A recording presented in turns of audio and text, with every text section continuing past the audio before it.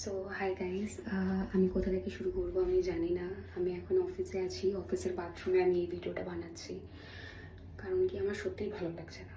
তো তার জন্য ভাবলাম কারোর সাথে কথাও বলতে ইচ্ছা করছে না, তো তার জন্য ভাবলাম ক্যামেরাটা ওপেন করে জাস্ট ক্যামেরার সামনে কথা বলি অ্যান্ড তোমাদের সাথে জিনিসটা শেয়ার করি। তোমাদের কি কখনো এমন কোনো দিন গেছে যেদিন তুমি তোমার 100% দিয়েছো, অনেস্ট থেকেছো, এভরিথিং যাই করেছো রাইট ওয়েতে করেছো, তারপরেও সামহাউ ডিসঅ্যাপয়েন্টেড ফিল করেছো?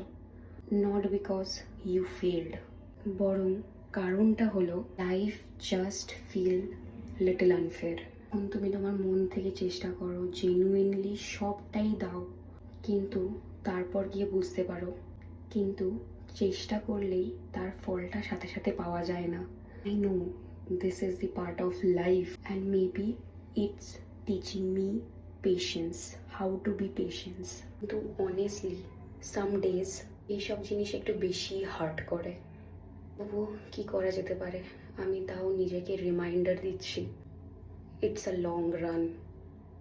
Real knowledge, honesty and genuine থাকা, এফর্ট কিন্তু অলওয়েজ ম্যাটার করে। কিন্তু যদিও বা সেই মুহূর্তে আমরা সেটাকে ফিল করতে পারি না। সত্যি কথা বলো তো, তোমরাও কি কখনো এই জিনিসটা ফিল করেছো? আর যদি তোমরা এই জিনিসটা ফিল করে থাকো অ্যান্ড এই সিচুয়েশনে থেকে থাকো, তো সেই মুহূর্তে তোমরা কি করো? Please suggest me.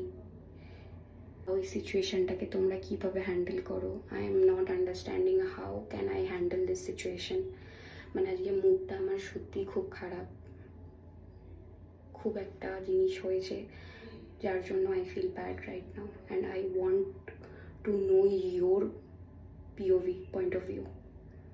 So tell me guys, please.